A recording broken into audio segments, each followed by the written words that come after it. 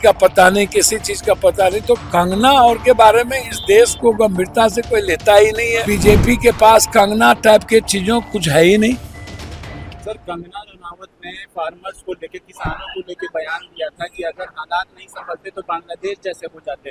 इस पर अब बीजेपी ने किनारा कशी की है उनके बयान से। सर देखिए, एक बात समझिए, रोपिएगा बबूल, खाइएगा खजूर।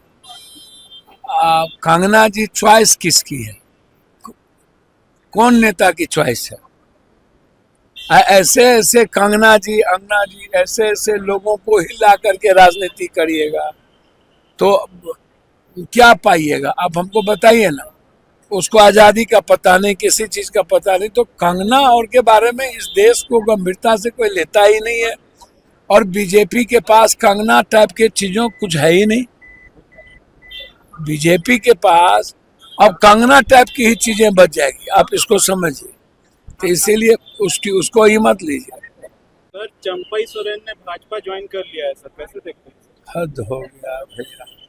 अब चुनाव के समय में कोई यहाँ गिरा, कोई वहाँ गिरा, भैया विश्वास टूट जाएगा दुनिया में। इस तरह के जो बिहेव है और जिस तरीके से चंपई सोरेन जी पर हेमंत जी ने विश्वास किया और अपने परिवार को नहीं बनाया, अपनी पत्नी को नहीं बनाया, अपने भाई को नहीं बनाया, एक वर्कर को बनाया। लोगों में जो अब विश्वास टूटता जा रहा है इन्हीं आचरण और चरित्र के कारण। चंपई सोरेन जी को जिस तरीके से शिबू सोरेन जी ने सींचा, जिस तरीके से हेमंत जी ने एक वर्कर को मुख्यमंत्री बनाया, और उसके बाद देखिए भाजपा के पास कोई एजेंडा नहीं है। कश्मीर में आप नहीं देख रहे हैं क्या स्थिति है भाजपा की? लिस्ट ही नहीं मिला, आदमी चुनाव लड़ने के लिए नहीं मिल रहा है। हरियाणा की भी स्थिति भाजपा की वही है। वो कह रहे हैं 6 दिन पहले ही चुनाव हम लड़ा देंगे। तो भाजपा पैसे के बदौलत तोड़ जोड़ घटाओ, कोई अपनी इसका मतलब साफ है कि भाजपा के पास अपना कोई नेता नहीं है। कभी बाबूलाल मरांडी को, कभी किसी को लाते हैं और उनको अपने नेता पर भरोसा नहीं, अपने पुरुषार्थ पर भरोसा नहीं है। खासतौर पर भाजपा को अब नरेंद्र मोदी जी पर भरोसा नहीं, ये आप समझ लीजिए। दूसरों का पैच उतार, कांग्रेस का तोड़ो, कांग्रेस का लाओ, उसका लाओ।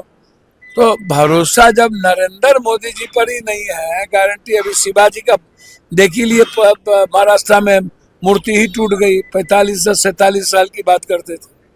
तो इसलिए यह समय है आने जाने का। वोटर पर कोई प्रभाव नहीं। सीता सोरेन को ले गए थे ना, वो घर की बहू को ले गए ना। अब तो और भी जो ST SC हैं, दलित हैं, OBC है, EBC है, वो तो पूरा एकजुट हो चुका है हेमंत सोरेन जी के नेतृत्व में कि हेमंत सोरेन को मुख्यमंत्री बनाना। तो जितना तंग करिएगा, आज तक तो तंग ही करते रहे, जेल भी भेजे। जब किसी भी चीजों से नहीं ये हेमंत सोरेन जी को दबा पाए, ना हेमंत सोरेन जी को किसी भी तरीके से ये खत्म कर पाए, तो अब शुरू हो गया तोड़ जोड़ की राजनीति।